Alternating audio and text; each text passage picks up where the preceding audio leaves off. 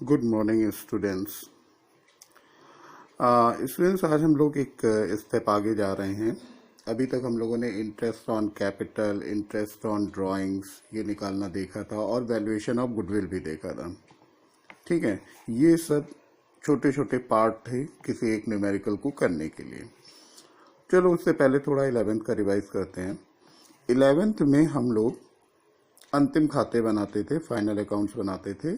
वहाँ पे हमें क्या होता था कि क्वेश्चन में ट्रायल बैलेंस दिया रहता था, उसकी मदद से हम लोगों को अंतिम खाते बनाने होते थे। अंतिम खाते बनाने में हम लोगों को मेनली दो काम करने होते थे।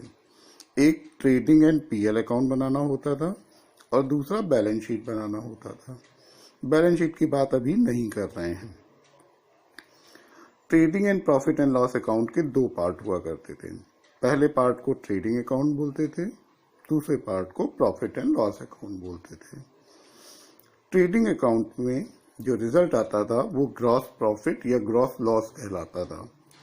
पीएल अकाउंट का जो भी कुछ प्रॉफिट होता था, पीएल अकाउंट का जो भी कुछ बैलेंस होता था, वो या तो नेट प्रॉफिट होता था या नेट लॉस हुआ करता था। अच्छा, क्लास 11 में हम लोग जो कर रहे थे वहां पर सोल प्रोप्राइटरशिप थी। सोल प्रोप्राइटरशिप का मतलब हो गया कि एक आदमी मालिक। एक आदमी मालिक होने का क्या मतलब हुआ कि जो भी कुछ पैसा मिलना है या देना है, जो भी कुछ होता था सब उसी का होता था, प्रॉफिट या लॉस जो भी कुछ हुआ। तो इसलिए हम लोगों को कोई और अकाउंट नहीं बनाना पड़ता था। पीएल अकाउंट के बाद सीधे हम लोग जो है बैलेंस शीट बना देते थे और जो भी कुछ जोड़ना घटाना होता था वो बैलेंस शीट में ही जाकर के कैपिटल अकाउंट में जोड़ घटा देते थे। लेकिन अब ऐसा नहीं है। अब चूंकि एक से ज्यादा मालिक हैं, इसलिए हम लोगों को दो अकाउंट बनाने पड़ेंगे। उसमें पहला अकाउंट है PL appropriation account. PL appropriation account को लाभ हानि समायोजन खाता भी कहते हैं। इसको हम लोग लाभ हानि समायोजन खाता, इसमें क्या होता था, इसमें ये होता था कि साल के अंत में जो भी कुछ लाभ या हानि हुई उसको साझेदारों ने कैसे अपने में ट्रीटमेंट किया, उसका क्या किया वो बताना होता था। इस अकाउंट में हर वो चीज लिखी जाती है जो किसी साझेदार को साझेदार होने के कारण मिलती है या उससे दी जाती है। ठीक है, जैसे एग्जाम्पल के तौर पे इसमें साझेदारों की सैलरी आएगी, साझेदारों की पूंजी पर ब्याज आएगा, साझेदारों को मिलने वाला कमीशन आएगा, साझेदारों के आहरण पर लगने वाला ब्याज आएगा। और दूसरा अकाउंट जो बनाना होता है हम लोगों को वो है पार्टनर्स कैपिटल अकाउंट। इसके बाद फिर बैलेंस शीट बनती है। तो अभी हम लोग केवल इसकी बात करते हैं। इसमें कैसे लिखा जाता है, देखो, सैलरी, इंटरेस्ट ऑन कैपिटल और साझेदार को दिया जाने वाला कमीशन, ये सब फर्म के लिए खर्चे हैं। हम लोग जो अकाउंट बनाते हैं वो फर्म की तरफ से बनाते हैं, तो ये सब फर्म के लिए खर्चे हैं। तो इन तीनों को डेबिट किया जाता है और इंटरेस्ट ऑन ड्राइंग फर्म के लिए इनकम है, इसे क्रेडिट किया जाता है। अब हम लोग एक क्वेश्चन देखते हैं। एक क्वेश्चन है कि 1 अप्रैल 2019 को ए और बी ने 5 लाख और 3 लाख रुपए की पूंजी लगाकर व्यापार प्रारंभ किया।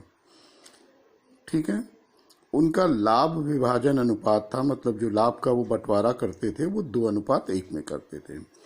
साझेदारी संलेख के अनुसार, साझेदारी संलेख क्या होता है? साझेदारी संलेख वो एक ऐसा कागज होता है जिस कागज पर साझेदारी से संबंधित सभी शर्तों का उल्लेख किया गया होता है।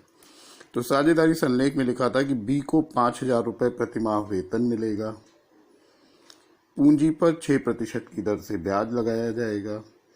इसके अलावा ए के आहरण पर 1,800 रुपए तथा बी के आहरण पर 1,200 रुपए ब्याज वसूल करना है, मतलब ये ब्याज उन लोगों से लेना है।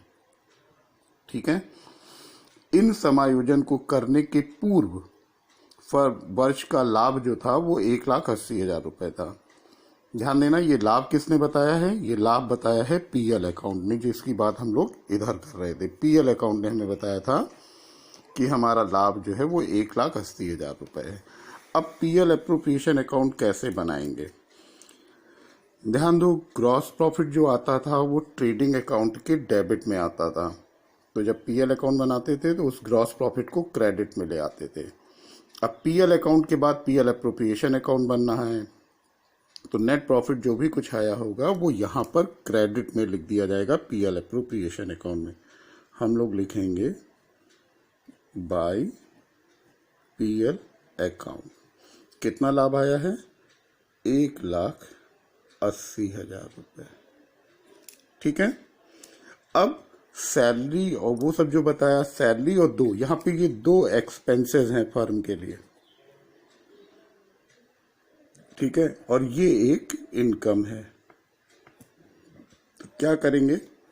खर्चों को डेबिट में लिखना है। तो सबसे पहले लिखा 2 बीज सैलरी। बी की सैलरी कितनी होगी? 5,000 रुपये हम प्रतिमाह दे रहे हैं और कुल महीने हैं 12, तो कितना हो गया? 60,000 रुपये।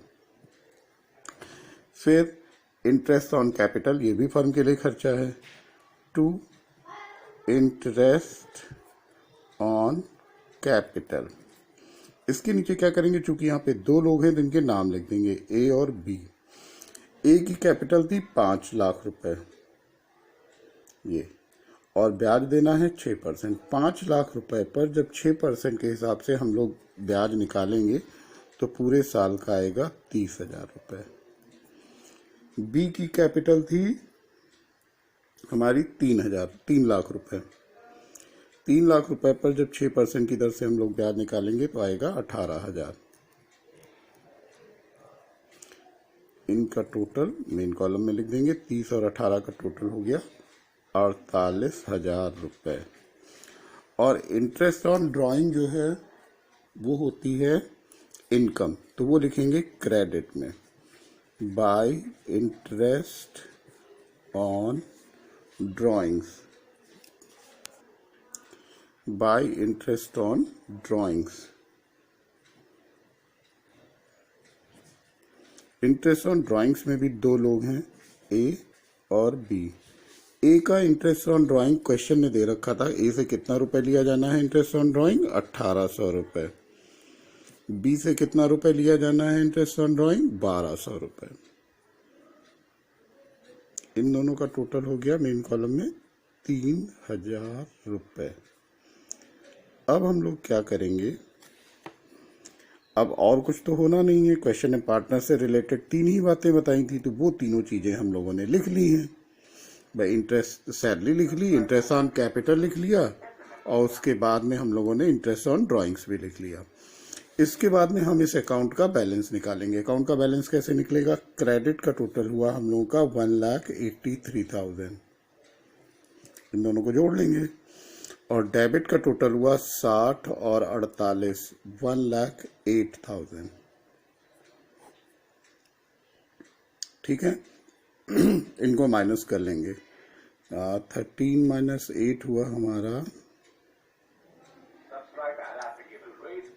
5, और यहाँ बचा 7, 75,000। अब ये वो रुपए हैं, इसको हम लोग विभाजन योग्य लाभ भी कहते हैं। विभाजन योग्य लाभ।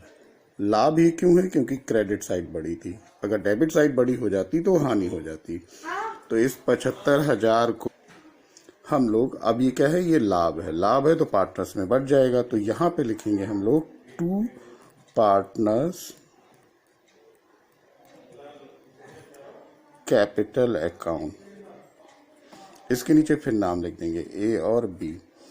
अब इस 75,000 रुपए को ए और बी में उनके लाभ हानि अनुपात में बांट देंगे। लाभ हानि अनुपात क्या था? ऊपर क्वेश्चन ने दे रखा है 2:1। 75,000 को जब 2:1 में हम बांटेंगे तो ए का हिस्सा आएगा 50,000। 75,000 इंटू 2/3 कर देंगे।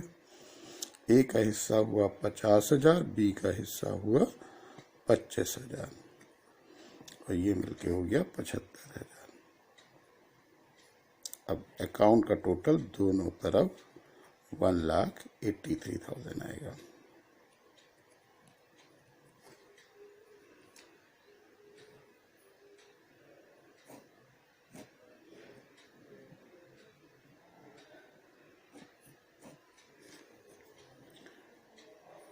उम्मीद करते हैं कि बात समझ में आ गई होगी।